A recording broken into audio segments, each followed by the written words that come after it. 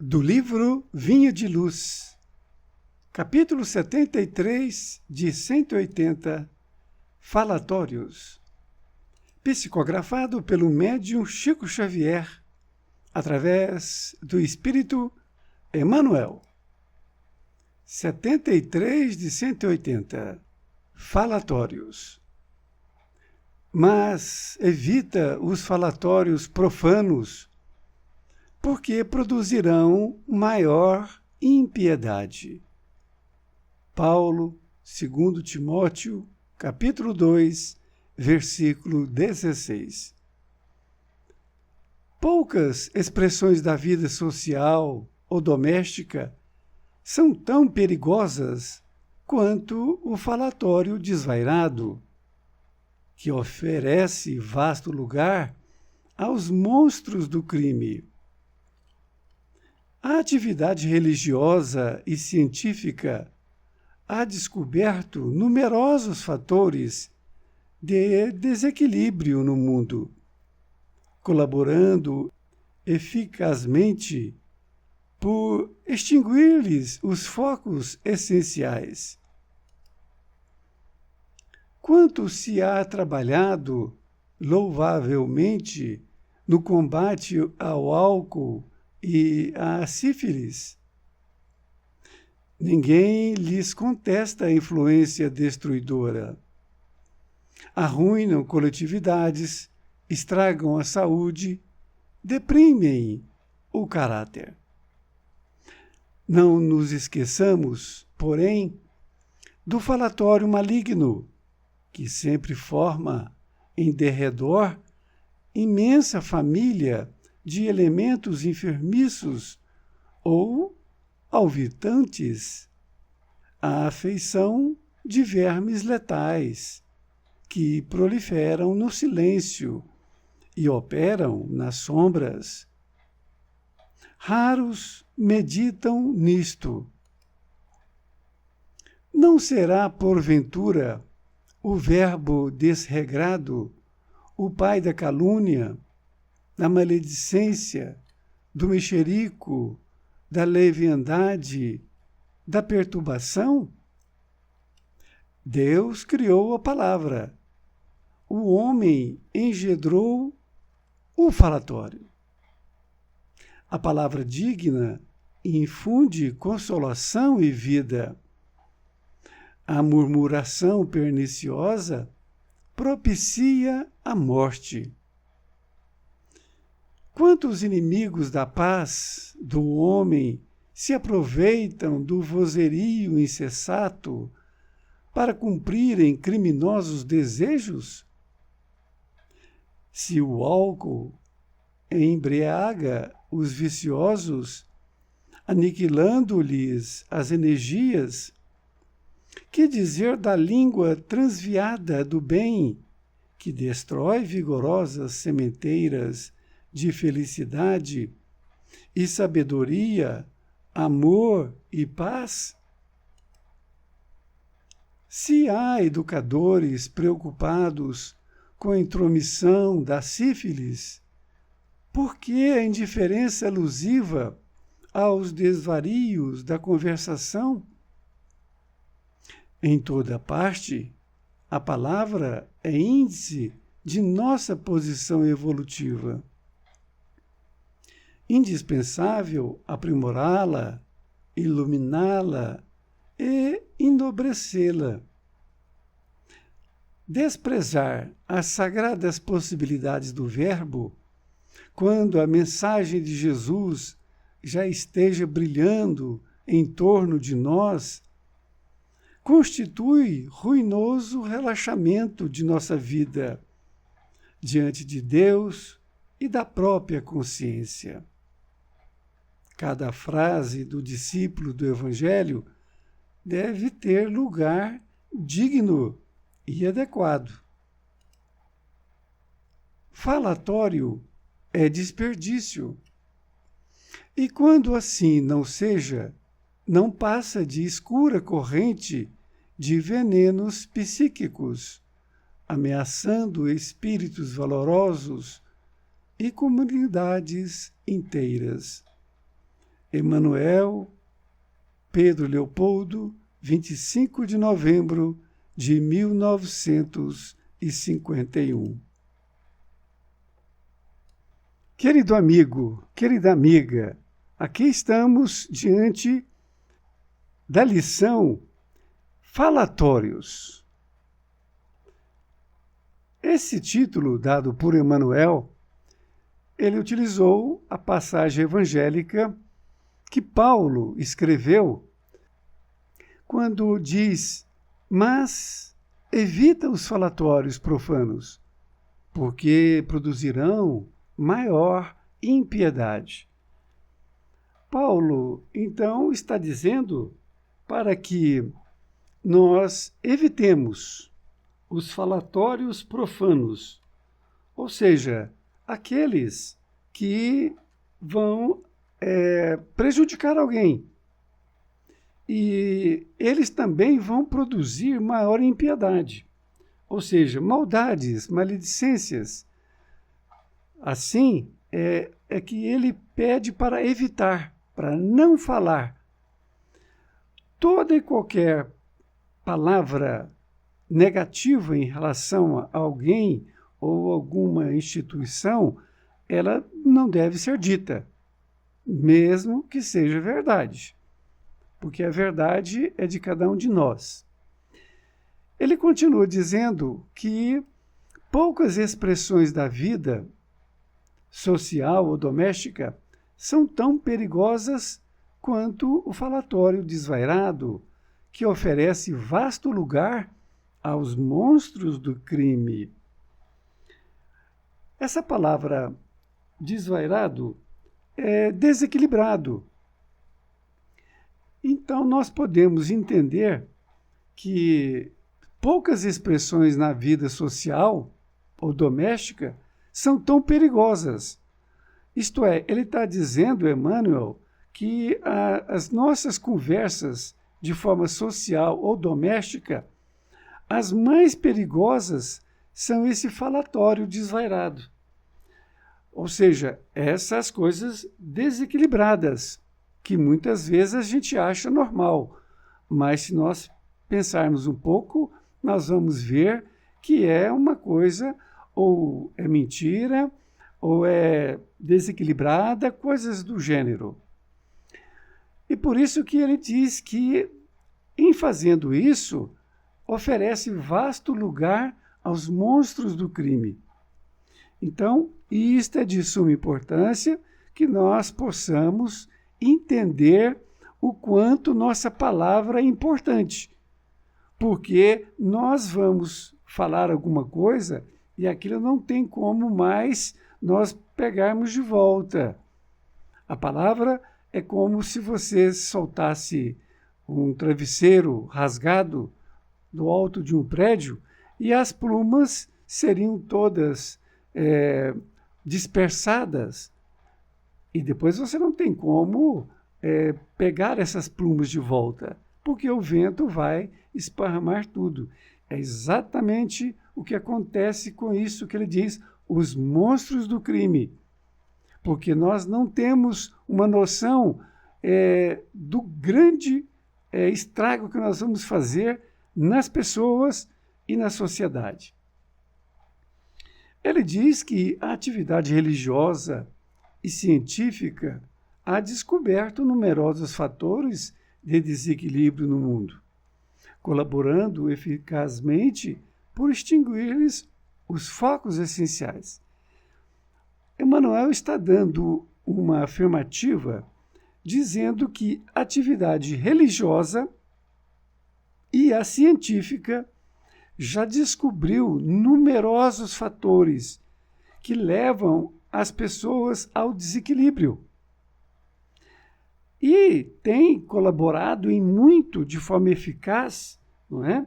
De forma competente, para extinguir, ou seja, acabar com esses focos essenciais, esses focos que tanto a religião quanto a parte científica já enumerou como uma coisa ruim para as pessoas que fazem isso e para aquelas que recebem também. Nesta outra parte, ele fala de uma coisa que é muito antiga. Hoje já não se fala mais em sífilis. É claro que existe, mas ele fala de uma época, o que não significa que não serve para os dias de hoje, porque o sífilis ele pode ser dito qualquer tipo de doença. Ele pergunta assim: quanto se há trabalhado louvavelmente no combate ao álcool e à sífilis, que são duas doenças. Então ele pergunta: tem se trabalhado muito ao combate dessas duas doenças, vamos chamar assim, de forma louvável, ou seja, de forma digna, nobre, e tem sido feito realmente por toda a sociedade. E ele diz: ninguém lhes contesta a influência destruidora.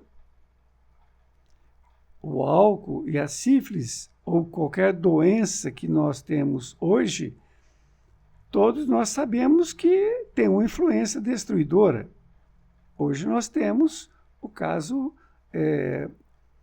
da Covid, que está realmente assolando todo o mundo.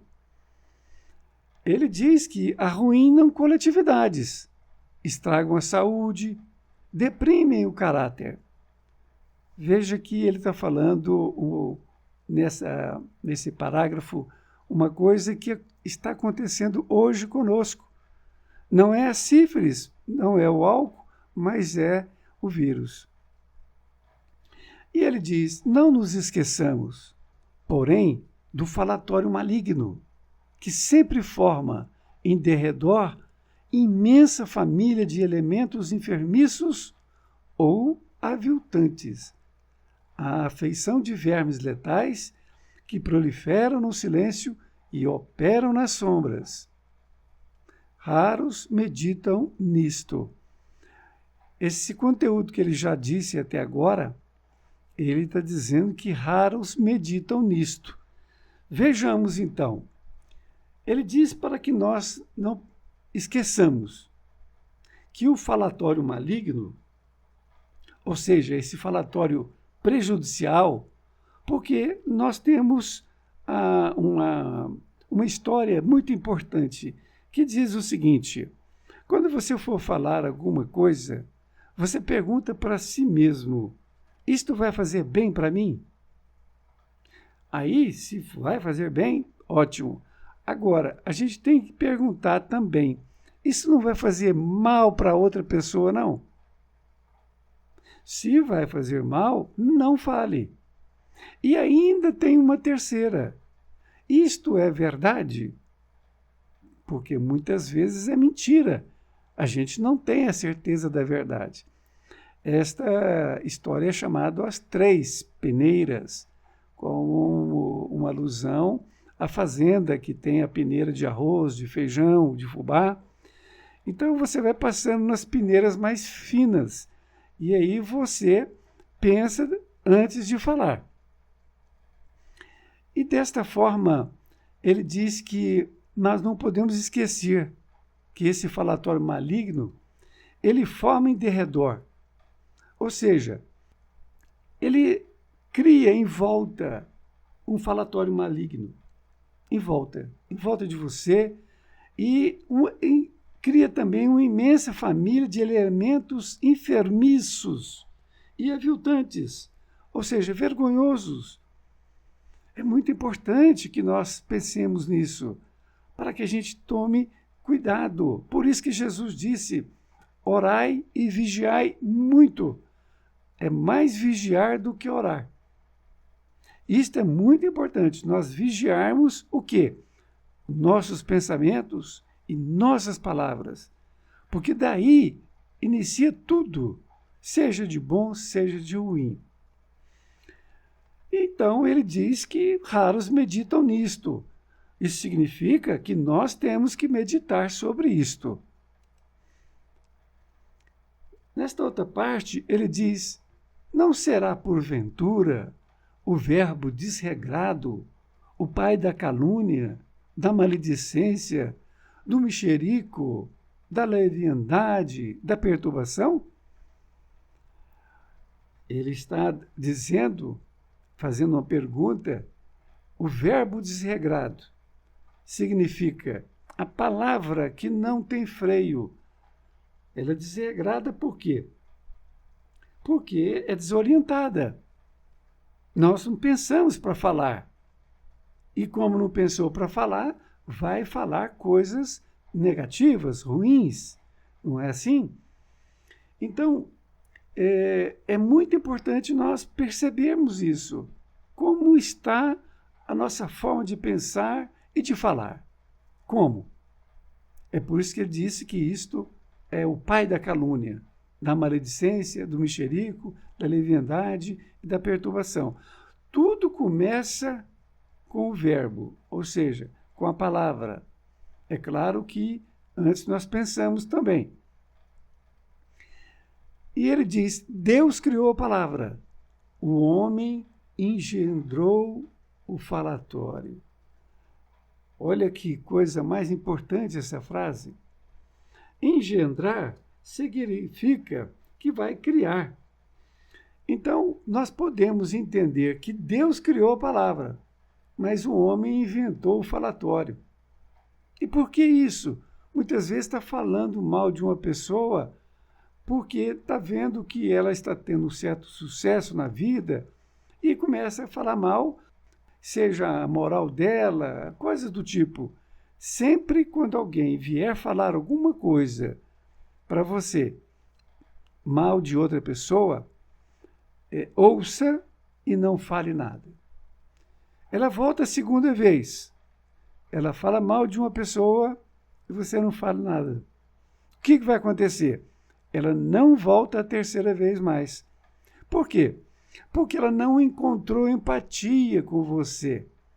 Ela queria que você desse continuidade na maledicência, na mentira. E como você não deu, ela não te procura mais.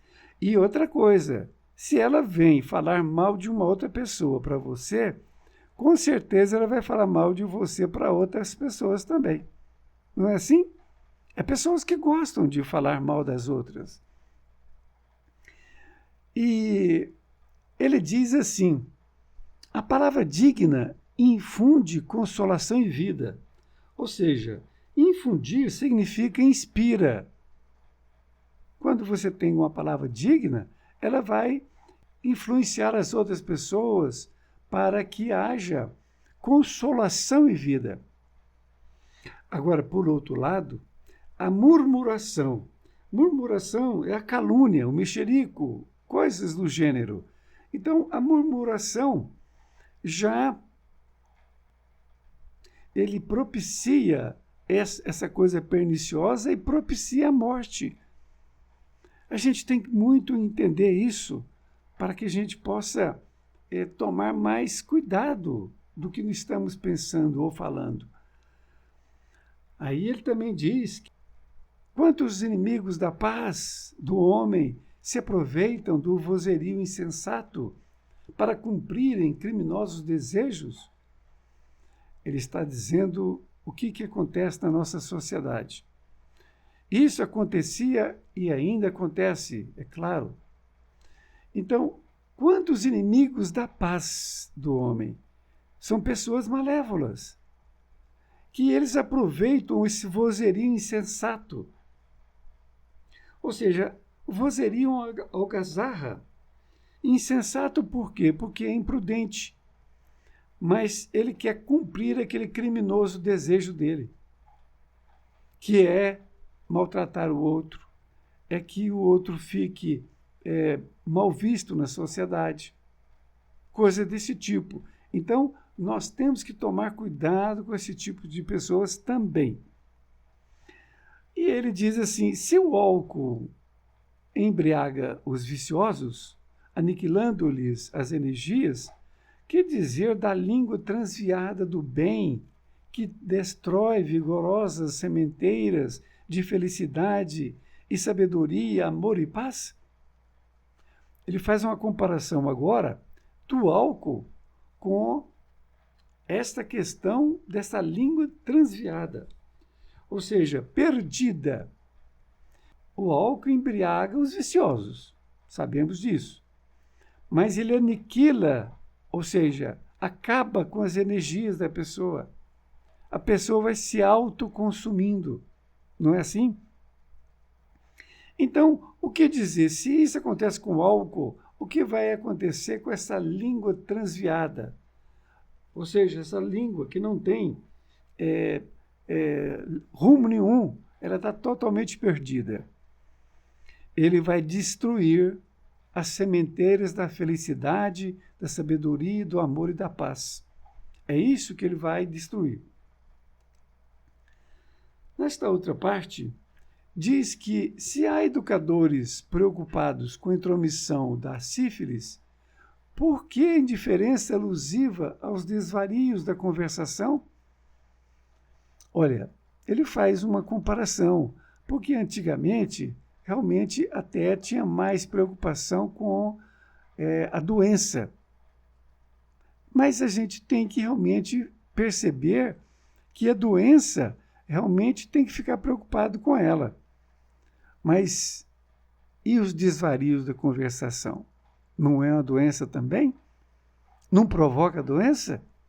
Então nós temos que nos preocupar com a doença, ou sífilis, como ele coloca, mas também temos que ver esses desvarios de conversação que nós participamos muitas vezes. Ele diz que em toda parte a palavra é índice de nossa posição evolutiva. Olha que afirmativa. Em toda parte que nós chegarmos, a nossa palavra é um índice, ou seja, indica a nossa posição evolutiva. Se nós estamos ainda atrasados ou se nós estamos um pouco mais adiantados. E ele diz que é indispensável aprimorá-la, iluminá-la e enobrecê-la. Ele está falando da nossa palavra, que é indispensável, que nós temos que aprimorar a nossa forma de falar, os nossos pensamentos, como já disse, e iluminar, dar luz para essa nossa palavra, e que nós também vamos enobrecê-la. Isso é de suma importância. Ele diz que desprezar as sagradas possibilidades do Verbo, quando a mensagem de Jesus já esteja brilhando em torno de nós, constitui ruinoso relaxamento de nossa vida diante de Deus e da própria consciência. Olha, eu tenho certeza que você já despertou para o Evangelho de Jesus. Eu já tenho certeza disso. Agora, o porquê de nós, eu, você e outras pessoas, que já despertamos essa nossa consciência em torno do Evangelho de Jesus e nós estamos relaxando a nossa vida, isto é, deixando muitas vezes o mal ser aqui falado por nós, pensado por nós. E qual é a nossa posição diante de Deus e de nossa própria consciência? É muito importante que nós possamos lembrar disso. Aí ele ainda diz, cada frase do discípulo do Evangelho deve ter lugar digno e adequado. Ele está dizendo para nós, ele está chamando você de discípulo e eu de discípulo. Cada frase do discípulo do Evangelho deve ter lugar digno e adequado. Ou seja, nós temos que pautar a nossa fala, o nosso pensamento de forma digna, em qualquer situação. Aliás, principalmente no desequilíbrio das outras pessoas. Que muitas pessoas, às vezes, chegam até a nós desequilibrada por um problema qualquer.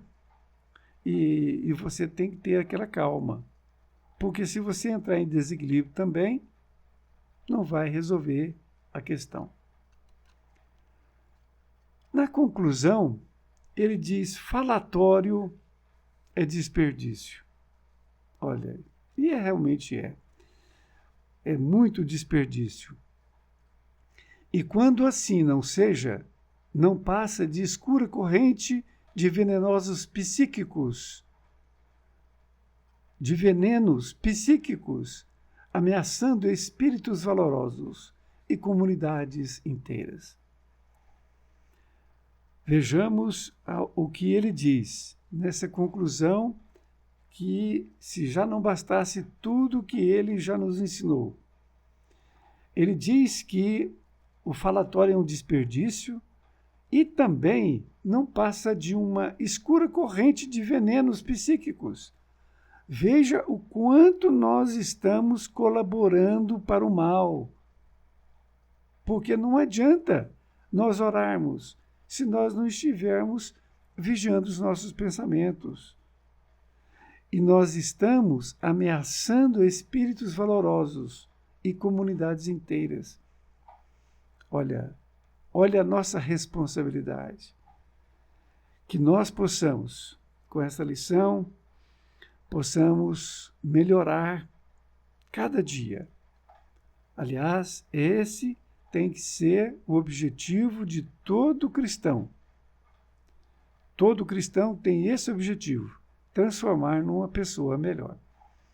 Foi muito bem estar com você e espero encontrá-lo ou encontrá-la em uma próxima oportunidade. Fique com Deus.